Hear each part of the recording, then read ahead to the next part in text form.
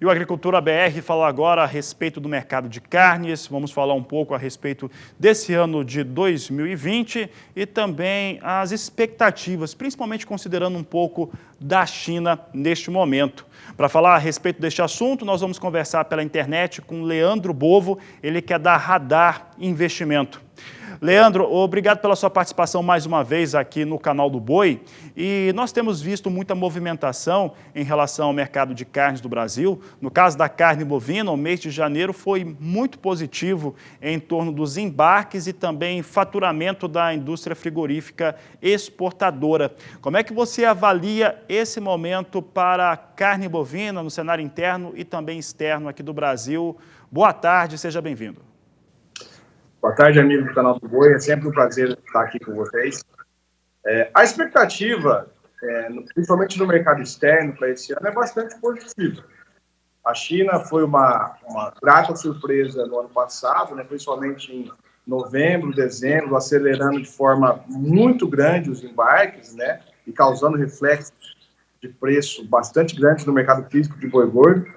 Esses embarques se prorrogaram até janeiro, né? Ou seja, contratos foram negociados em novembro e dezembro do ano passado, se estenderam os embarques até janeiro, o que sustentou bastante o volume exportado pelo Brasil.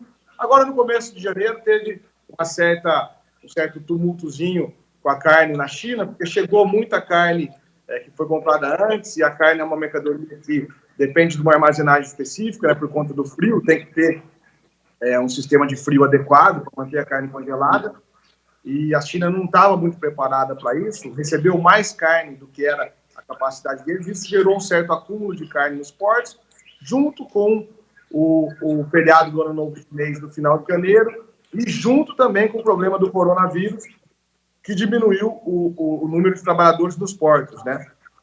E aí acabou, por congestionando um pouco, os novos embarques acabaram sendo um pouco prejudicados, mas a gente acredita que isso vai ser resolvido no curto prazo e a gente vai retomar as exportações para a China de forma muito robusta, porque o déficit de proteína lá, que no final das contas é o que manda e o que determina o apetite deles por compras do Brasil, é muito grande. Muitos consultores dizem que é inclusive maior do que foi em 2019. Então a expectativa para a exportação ainda continua bastante positiva.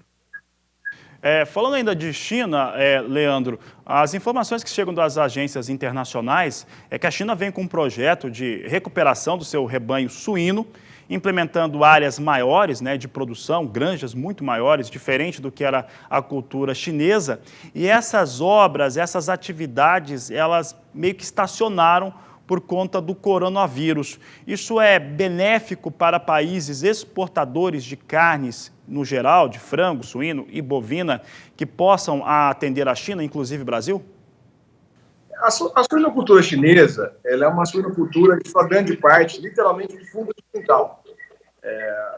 Na residência da China, o pessoal tem uns porquinhos lá no fundo do quintal que servem de alimento, tratado com lavagem ou com sobras de alimentos humanos, e eles servem de alimentos para os humanos, né? Essa suinocultura, quando você tem um surto de doença grande, como aconteceu com a febre suína africana, é muito difícil de você controlar, porque se espalha muito rápido, né? Então a China está tomando medidas para migrar esse sistema de produção para um sistema mais industrial, mais profissional. Só que óbvio que isso não ocorre de forma rápida. Isso leva anos até você ter um reflexo disso na produção da China. Então, eu acho que o déficit de proteína para esse ano está contratado, vai ser muito grande, talvez maior do que o ano passado. E isso começa a se resolver a partir de 2021, 2022 para frente. Então, no curto prazo, a gente vai ter um céu de brigadeiro para exportar para a China.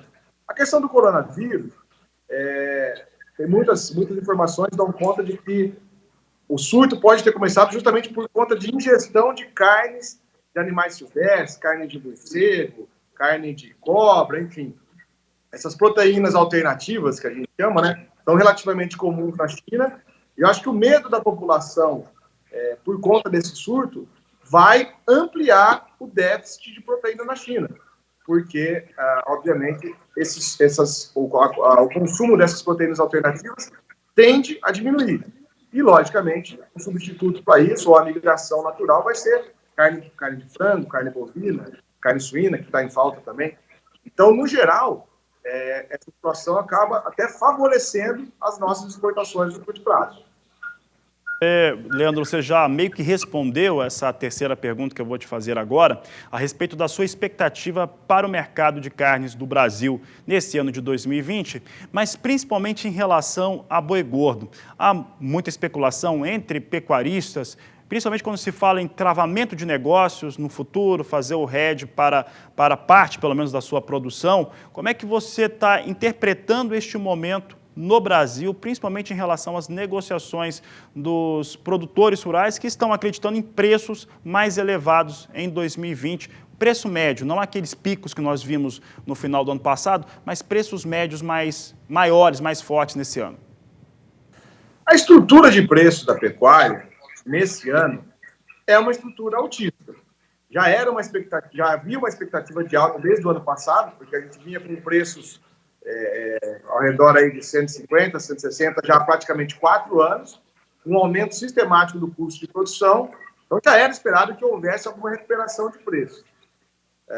A recuperação foi exacerbada pela questão da China, houve uma tempestade perfeita que levou os preços até as máximas vistas no ano passado. Essas máximas não são sustentáveis por conta dos reflexos do consumo do mercado interno, mas a estrutura de preços é uma estrutura altíssima. Vide a reposição, que está um absurdo de cara, né? Isso aí provavelmente vai ter como consequência uma redução do abate de fêmeas, justamente para tentar produzir bezerro e aproveitar esses preços altos que a gente vê no bezerro hoje, que é a definição clássica da fase de alta do ciclo pecuário, né? Talvez a gente esteja iniciando a fase de alta nesse momento. Quando você deixa de abater fêmea, você está colocando menos carne no mercado, obviamente, você puxa o preço do boi, porque a carne tende a subir. Então, isso deve acontecer. Muito provavelmente, a recuperação da economia interna nossa vai acontecer de forma um pouco mais forte do que foi em 2019. Então, você vai ter esse benefício também. E a exportação vai jogar a favor. Então, tudo leva a crer que a gente vai ter um mercado com melhor precificação, na média, em 2020 do que foi em 2019. Agora, a gente não pode ter em mente os preços de pico do ano passado, ou seja, a arroba de 230, 220, que a gente viu que esses preços o mercado interno não consegue absorver.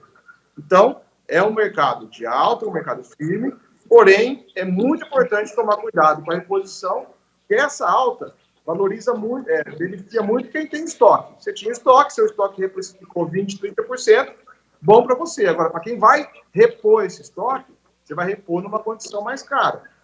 Então, é importante, de repente, fazer operações de trava de preço, seja boi a termo ou seja vender no mercado futuro, ou, melhor dos mundos, fazer um preço mínimo no mercado futuro, que te garante a baixa, se acontecer alguma baixa, alguma surpresa que a gente não está vendo. Você se protege da baixa e participa da alta se ela vier uma alta acima do que o mercado está precificando agora. Então, eu acho que a gestão de preço, gestão do risco de preço esse ano vai ser importante, principalmente para quem está entrando nesse estoque com preços mais caros, né? Leandro, esse tabuleiro de xadrez da cadeia produtiva da carne bovina em 2020 é mais complexo que em 2019? Eu diria que tão complexo quanto, né? Na verdade, o mercado não tem ano fácil, né? Cada ano aparece uma coisa diferente, e os fatores interagem entre si, né? E a resultante desses fatores, muitas vezes, não foi precificada, não está sendo precificada, né? Acho que essa que é a beleza do mercado, né? Eu acho que é um mercado desafiador, mas pelo menos agora a gente está enfrentando um mercado desafiador com uma estrutura de preços mais remuneradora, né? Uma estrutura de preços melhor do que ano passado. Então eu acho que a expectativa para esse ano é boa. Só fica a ressalva de não entregar todos os ganhos possíveis desse ano na reposição, né? Porque se você sai comprando aí já 20, 15, 20, 30% mais caro, tem que ser muito mais eficiente na produção para remunerar essa compra. Então, acho que tem que ter o pé no chão na hora de comprar, que 80% do negócio está numa compra bem feita, né? Tá certo, Leandro Bova, obrigado pela participação aqui no Canal do Boi. É um grande prazer, sempre precisar, estou à disposição. Eu conversei com o Leandro Bovo, da Radar Investimentos, sobre mercado da carne.